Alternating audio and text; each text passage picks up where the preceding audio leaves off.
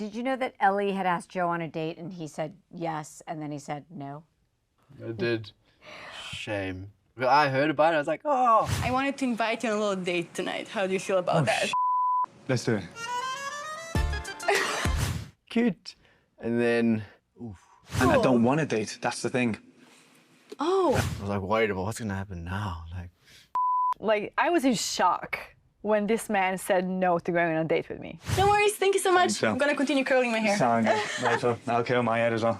I was like, what is this? That's so embarrassing. Like, I would cringe deep down within me. Embarrassed. It took balls for Ellie to ask in the first She's got place. balls. Yeah, No, you and gotta she's give not it to the scared of bitch. it. The She's got Balkan balls. balls. Yeah. Balkan balls. The Balkan balls. And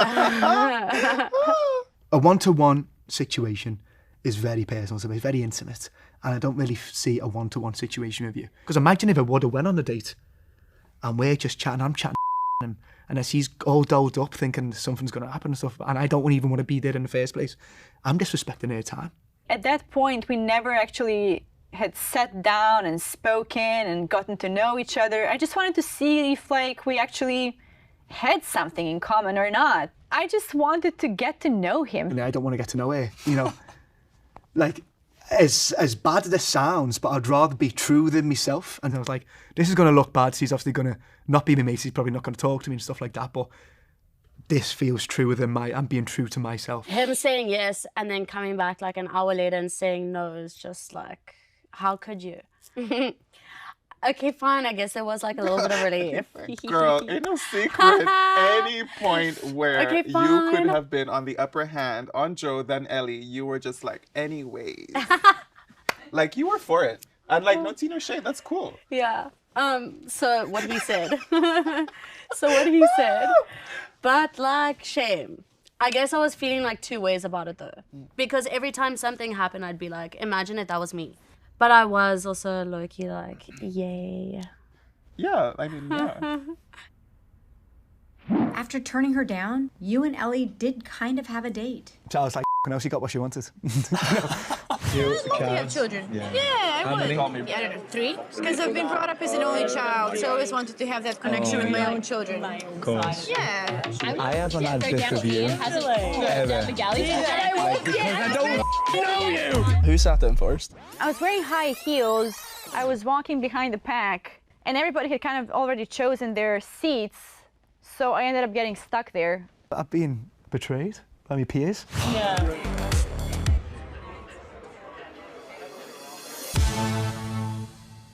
It was almost like it was meant to happen. Not typically in my mouth. I got overwhelmed. It's too serious for me. Thank you.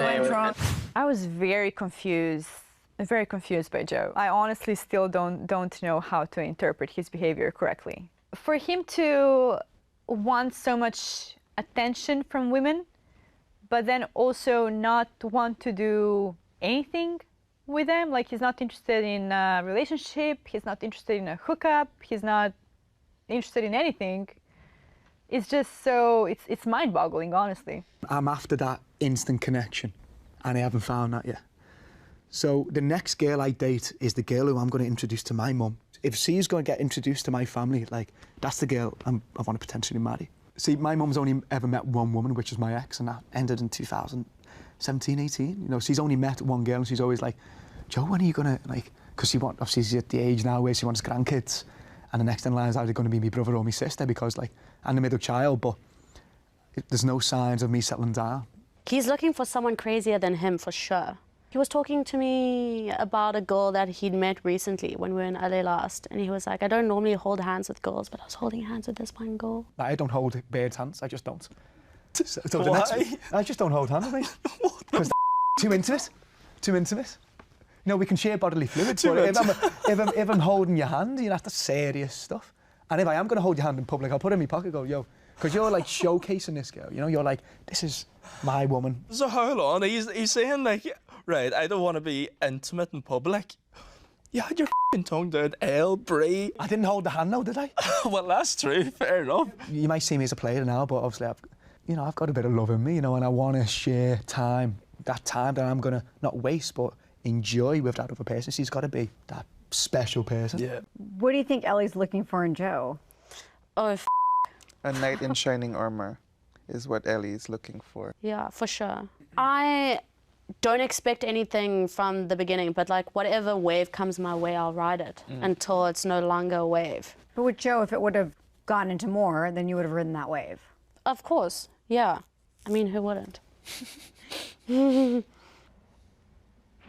was an emergency on board. Have you ever been in a situation like that at sea? I've been in an emergency situation on board of a ship before. We were in a 27-hour rescue mission. We got caught in a really bad storm in Norway. We lost engine power there, and the waves were up to 10 meters.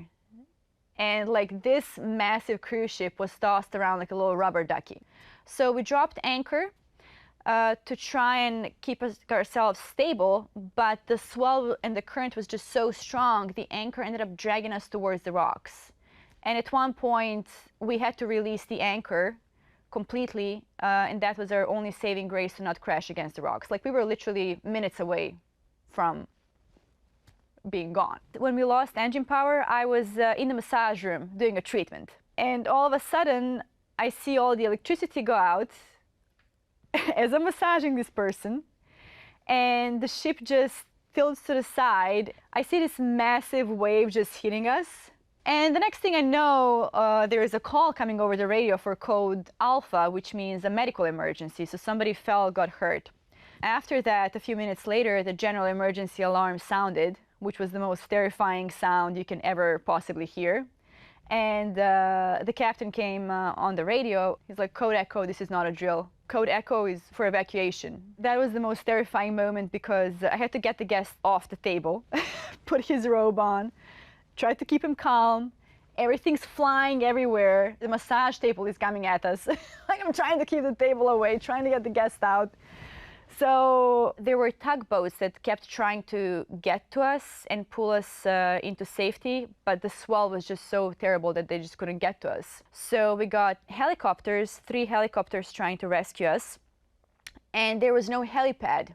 They had to evacuate people by rope. So it was such a slow process. Thankfully, around 11 a.m. the next day, the sea kind of eased up enough for the tugboats to be able to reach us. Like, at that point, actually, I was standing there, I was thinking, wow, I have the most money I've ever had in my bank account. Like, I've been saving for so many years. I've got all this money, I made all these sacrifices.